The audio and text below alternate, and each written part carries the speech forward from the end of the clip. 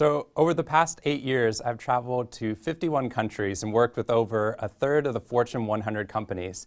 And by far, the greatest barrier we're seeing to people creating greater levels of happiness at work is the stress and the workload. People are really trying to search about how do I find ways of not only dealing with stress personally and at work and at home, but also how do I deal with stress on my teams as well. Part of the research that we've been doing in the field of stress management has completely revolutionized the way that we thought about stress even just a few years ago. The average stress management program follows a pattern like this. Did you know that stress is related to the 10 leading causes of death and disease in the United States? Did you know that the World Health Organization found stress to be the #1 killer at work? Stress is catabolic. It'll tear down every single organ in your body, including your skin, and it's related to 80 to 90% of doctor visits. So whatever you do at work, don't stress. You hear that information, what do you feel? Right? I feel a lot more stressed. You're like, stop telling me all this information and stop emailing me so much. You're destroying every organ in my body.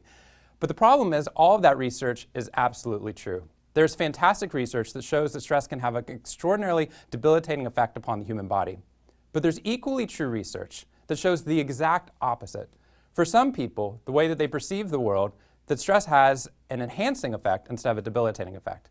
We find that stress releases a growth hormone that rebuilds your cells faster than anything we've seen. It actually raises your immune system to its highest possible level, and that's not just good stress or used stress, that's high levels of stress. We find that it speeds up your cognitive processing, it deepens your memory, and actually improves your social bonds to its highest possible level, which if you think about it, the military doesn't onboard you with a beach vacation, they onboard you with boot camp.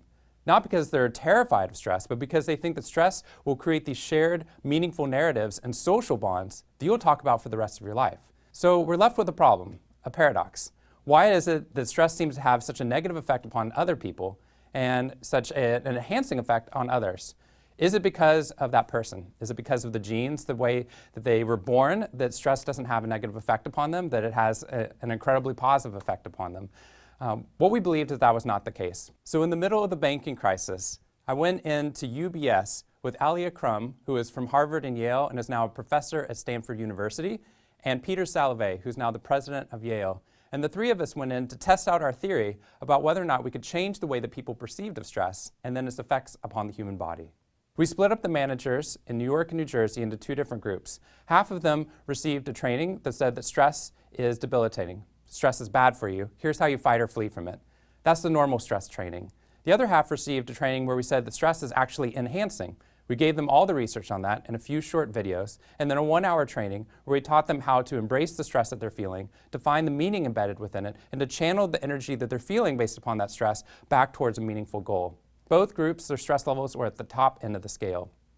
But for the group that had changed their mindset about stress, that they saw it not as a threat, but as a challenge. They saw it not as debilitating, but as enhancing.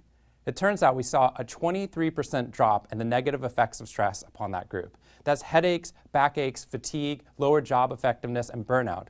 We did a 77-item questionnaire testing their health measures and found that while the stress remained the same, the impact upon the body was not. What that means for you, based upon this research, is that while stress may be inevitable in your job, its effects upon us are not.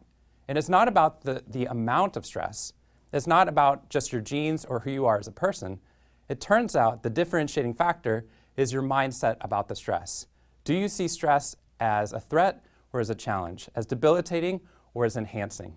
So we can turn on the human body and brain to its highest possible levels to decrease the negative effects of stress and to find a way of us to be able to thrive in the midst of the challenges we experience at work and at home. I'm excited about this, so let's get started.